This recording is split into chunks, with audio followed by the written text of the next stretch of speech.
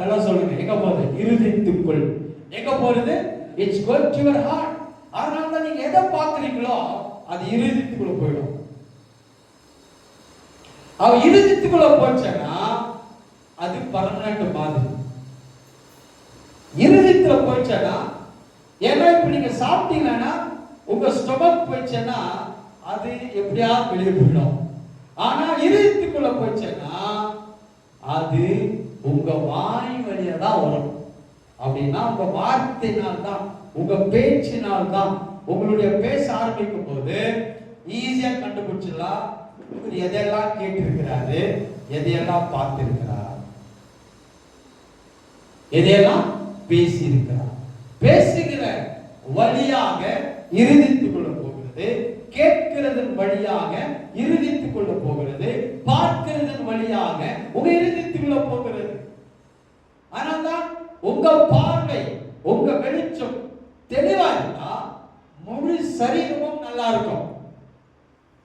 இப்ப சரீரம் கெடுவதற்கு இன்னொரு காரணம் என்னன்னா அவனுடைய கண். ஏன்னா பைபிள் சொல்லுது அவன் கண், அவனுடைய கண் பார்வை சரியா இருந்தால் அவன் சரீரம் சரியா இருக்கும்னு சொல்லி வேதம் சொல்லுகிறது. ஏன்னா இது கண்கள், வசனத்தை உன் கண்களை விட்டு பிரியாதிருப்பதாக,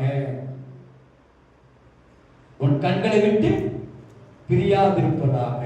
இப்போ இதை வச்சுட்டு நீங்க ஜோஷுவா 1:8 வந்தீங்கன்னா இந்த மூணும் கரெக்டா சொல்லும். ஜோஷுவா 1:8, ஜோஷுவா 1:8, யோசுவா 1ஆம் அதிகாரம் 8ஆம் வசனத்தை வாசிப்போம்.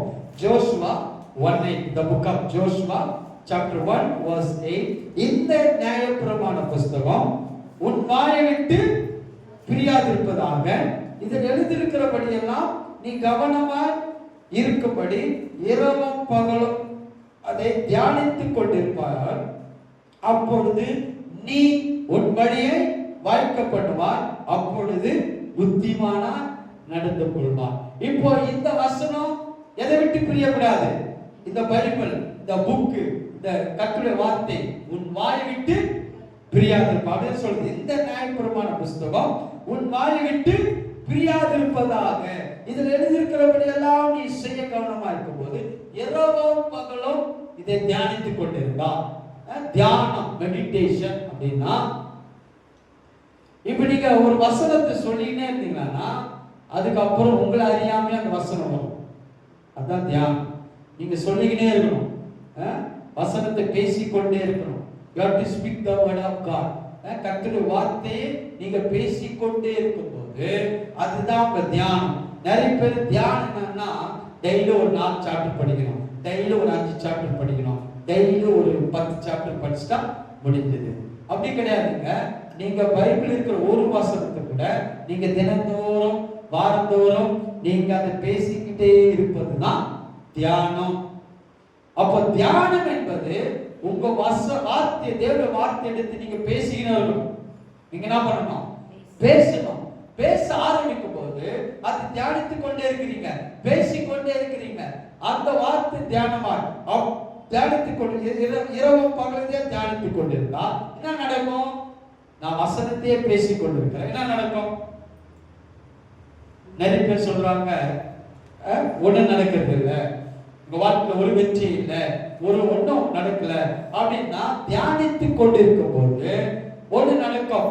அங்க சொல்றது அப்பொழுது, இங்கிலீஷ்ல then you will make your way prosperous, then you will have good success. அப்போ you will make your way prosperous, then you will have good success. அப்போ ப்ராஸ்பரிட்டியும் சக்சஸ் எப்போ வரும்னா நீ தினந்தோறும் கர்த்தருடைய வார்த்தையை தியானித்து பேசிக்கொண்டே இருக்கணும். எவ்வளவு நேரம் பேசணும்? செழிப்பு வர வர பேசணும், வெற்றி வர வர பேசணும், சுகம் வர வர பேசணும், நல்ல வெற்றி உன் வாழ்க்கை மேல உயர்கிற வரையும் நாம் பேசிக்கொண்டே இருக்க வேண்டும். ஏன்னா நம்ம பேசும்போது இதன் வழியாக எங்க போகுது? உங்களுடைய இருதயத்துக்குள்ள போகுது. அப்ப இருதயத்துக்கு போச்சா இருதயத்துல எது போனாலும் இருதயத்துக்குள்ள போகிற வழிதான் உங்க நாவு, உங்களுடைய காது, உங்களுடைய கண் உள்ள போயிடுச்சுன்னா கன்ஃபார்மா அது ரிசல்ட்டை கொடுக்கும்.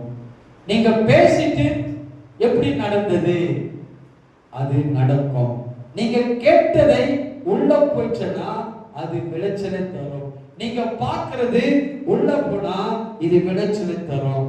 ஆனால் தான் இப்ப நான் தியானித்துக் கொண்டு வசனத்தை நீங்க பேசிக்கொண்டு வார்த்தையை நீங்க பேசிக்கொண்டு கர்த்தருடைய வசனத்தை வார்த்தை வேர்ட் ஆஃப் காட் நீங்க பேசினீங்கன்னா அது உங்க இருதயத்துல போயிடுச்சுன்னா then ரொம்ப இம்பார்ட்டன்ட்.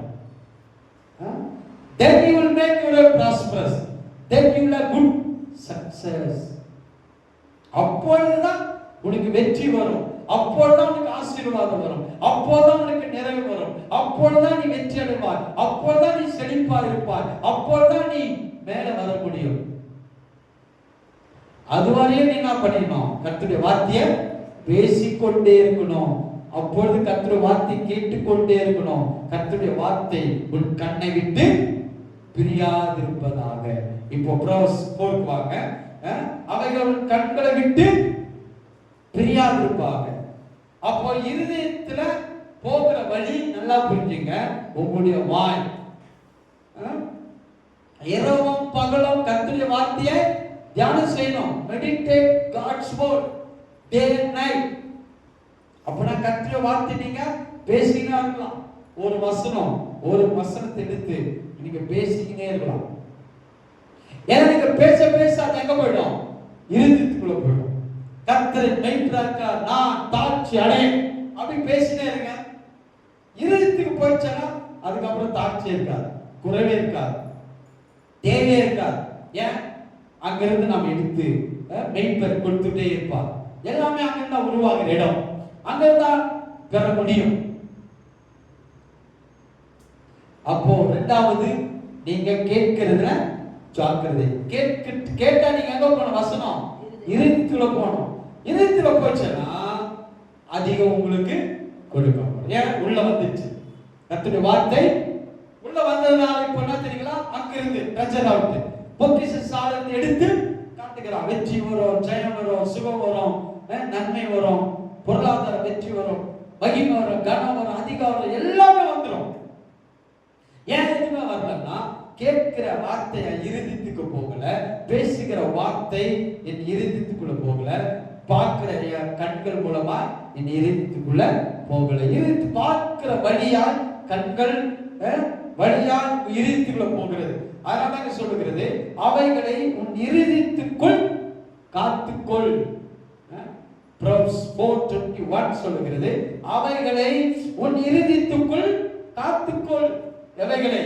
கர்த்தருடைய வார்த்தை வசனத்தை எங்க காக்கணும்? இருதயத்தை நீ எதில நிரப்பணும்னா கர்த்தருடைய வார்த்தை, தேவனுடைய வார்த்தையினால் உன் இருதயத்தை நிரப்பி பாரு. அங்க நீ காத்துக்கொள், உன் இருதயத்துக்குள் காத்துக்கொள். இருதயத்துக்குள்ள காத்துக்கொள்ள என்ன நடக்கும்? 22:22 verse. அவைகளை கண்டுபிடிக்கிறவர்களுக்கு அவைகள் ஜீவனமும் அவருடைய உடலுக்கெல்லாம் ஆரோக்கியம். இப்ப உள்ள இருதயத்துக்குள்ள போயிடுச்சு வச்சுங்களேன். அந்த இருதயத்தை காத்துக்கொள்.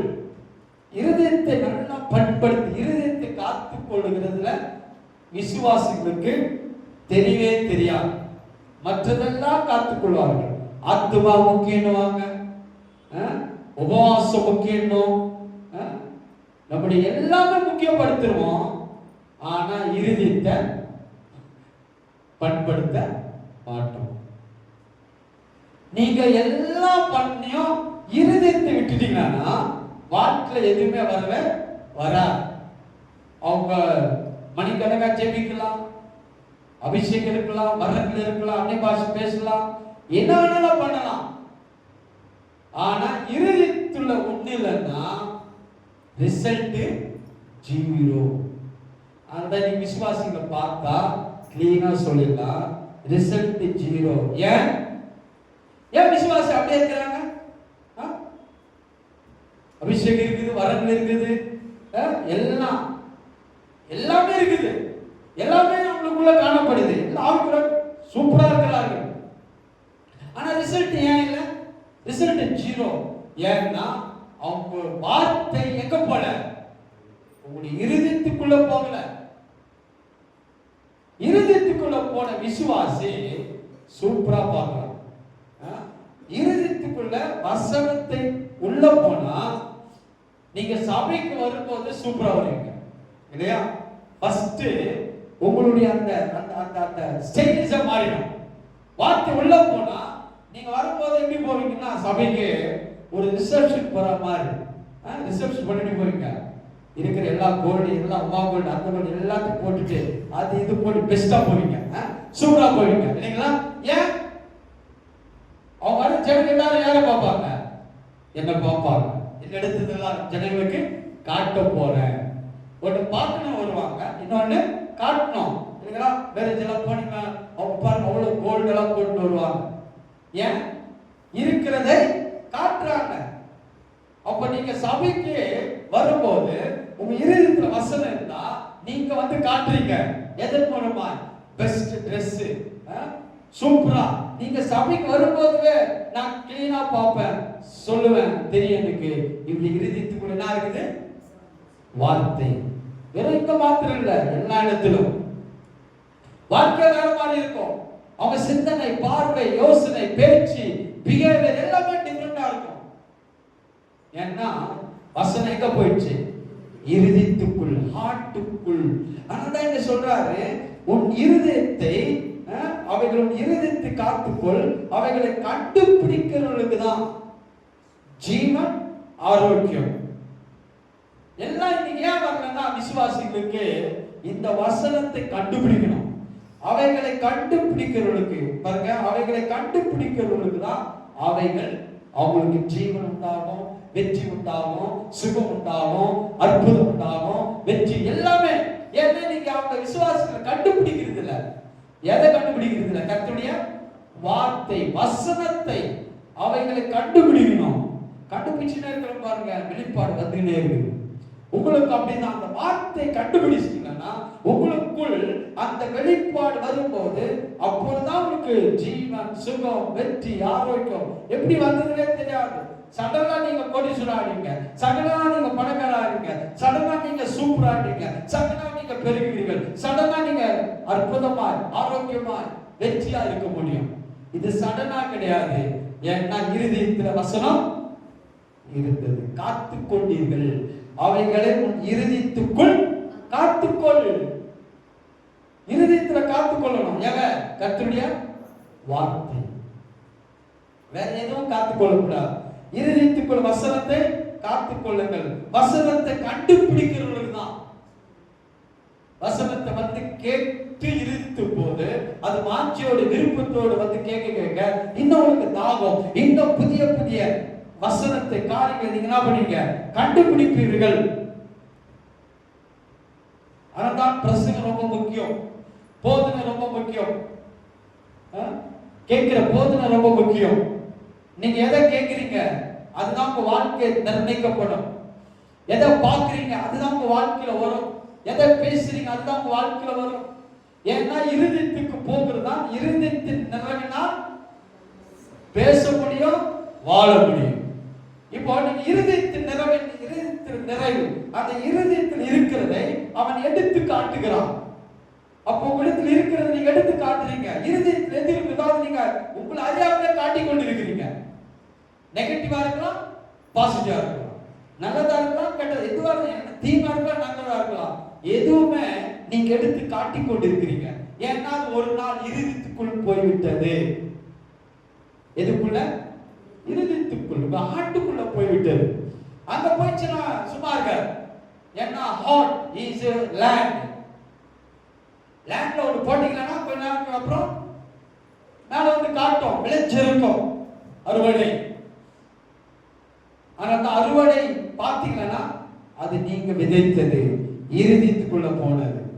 அப்ப அதை கண்டுபிடிக்கிறவங்களுக்கு, நீங்க கண்டுபிடிக்கிறவங்க பண்ணீங்கன்னா நீங்க தான் சூப்பர் விசுவாசி. எதை? கர்த்தருடைய வார்த்தை.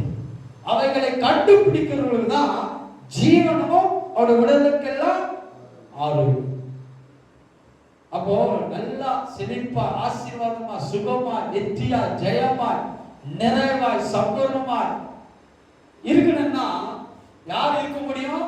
வசனத்தை அவைகளை கண்டுபிடிக்கிறவர்களா? வசனத்தை யாரெல்லாம் கண்டுபிடிக்கிறார்களோ அவர்கள் தான் அது ஜீவனமும் உடலுக்கெல்லாம் ஆரோக்கியம். அடுத்து சொல்லுது, எல்லா காவலோடும் உன் இருதயத்தை காத்துக்கொள். ஏன் காத்துக்கொள்ள? அதனிடத்திலிருந்து ஜீவ ஊற்று புறப்படும். பொக்கிஷ சாலை, ட்ரெஷர் ஹவுஸ்.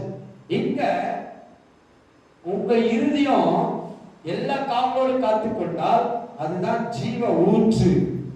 ஜீவ ஊற்றுன்னா இஸ் a life.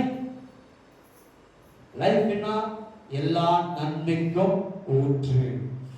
லைஃப் இங்கிருந்து ஆரம்பிக்கும், உங்களுடைய ஸ்பிரிட் ஹார்ட்ல இருக்கு. அதுக்குதான் எல்லா காவலோடு எதை காத்துக்கொள்ளு சொல்றாரு? எல்லா காவலுடன் உன் இருதயத்தை காத்துக்கொள். இருதயத்தை காத்துக்கொள்ளாத விசுவாசி வாழ்க்கையில எல்லாமே இருக்கும் நெகட்டிவ். பிசாசின் காரியங்கள், பிரச்சனைகள், போராட்டங்கள், வியாதிகள், அது இது எல்லாமே இருக்கும். ஏன்னா அந்த இருதயத்துல எது இல்லை? கர்த்தருடைய வார்த்தை. கர்த்தருடைய வார்த்தை இல்லைன்னா வேற ஏதாவது இருக்கும். நீங்க உங்க லேண்ட்ல நீங்க போடலன்னா ஆட்டோமேட்டிக்கா ஏதோ வந்துருந்தா இருக்கும், வந்துட்டு தான் இருக்கும். அதான் லேண்ட். ஏன்னா it's a principles. God's given the principles to the land. அது ஒரு லா மாதிரி பிரமாணம் சொல்லிட்டாரு. இந்த பூமியை பார்த்து முளைப்பிக்க கடவுள் இருதயத்தை சொல்லிட்டாரு. இருதயம் உன்னுடைய நிலம், your heart treasure house. உன்னுடைய இருதயம் பொக்கிஷ சாலை. அப்ப இருதயத்துல நீங்க எது போட்டாலும் வளரும் இல்லைங்களா? எங்க வீட்டு பக்கத்துல 2 லேண்ட் இருக்குது. எங்க வீட்டுக்கு முன்னாடி ஒண்ணு இருக்குது, அது எதுவுமே போறது இல்லை. அதனால நிறைய வளர்ந்துருக்குது, வேண்டாதெல்லாம் வளர்ந்துருக்குது. பக்கத்துல அது அப்பப்போ அதை சரிப்படுத்தி விதைச்சுன்னு இருக்கிறாங்க. அப்பப்போ தேவையானதை போட்டு விதைச்சு அறுக்கிறாங்க. அப்ப இந்த பக்கத்து லேண்ட்ல எதுவுமே போடல, ஆனா ஒரு காடு மாறு வந்துருக்கு. எப்படி வந்து? அதுக்கான விதை யாரோ போடல, ஆனா வளருது, வருது. அப்பப்ப அதை கிளீன் பண்றாங்க. 3 மாசத்துக்கு அப்புறம் வந்துருது. ஏன் வருது? That's a law of the land. ஏன்னா அது ஒரு பிரின்சிபல்ஸ். நீ போடலாம் கூட விளைவிக்கும். ஏன்னா அந்த மண்ணுக்கு ஏதோ ஒரு விதை யாரோ போட்டுறான். பறவைகள் போடுது ஏதோ ஒரு விதை. அவனோட இருதயத்தை நீ காத்துக்கொள்ளலன்னா, இருதயத்தை நீ கவனிக்கலன்னா, உங்க ஸ்பிரிட் மேன் ஹார்ட் இருதயத்தை நீ கவனிக்கலன்னா, அதுக்கு அப்புறம் நெகட்டிவ், கவலை, வியாதி, வறுமை, போராட்டம், சண்டை, கூச்சல், அது இது, பாவம், சாபம் எல்லாம் நிரம்ப அந்த ஆற்றுக்குள்ள. அப்ப மனுஷனை பார்த்தா சண்டை போட்டுட்டே இருப்பார். அந்த மனுஷனை பார்த்தா எப்ப பாரு கோபமா, அந்த மனுஷனை பார்த்து எரிச்சலாம். அந்த மனிதன் எப்படிதான் இருப்பாரு? நெகட்டிவா இருப்பாரு, கவலையை பேசுவாரு, துக்கத்தை பேசுவார், எல்லாமே பேசுவார். ஏன்னா அது எங்க போயிடுச்சு? இருதயத்துக்குள்ள போயிடுச்சு. நீங்க நல்ல விதை போடலன்னா கெட்ட காரியம் இருதயத்துக்குள்ள போயிடும். ஏன்னா இருதயத்துக்கு தெரியாது நல்லது வருதா கெட்டது வருதா. ஆனா அதுக்கு தேவை விதை. நான் பேசும்போது விதையாய் இருதயத்துக்குள்ள போகிறது, நான் கேட்கும் போது என் இருதயத்துக்குள் விதையாய் போகிறது, நான் பார்க்கும் போது என் பார்வை மூலமா என் இருதயத்துக்குள் விதையாய் போய்விடுகிறது.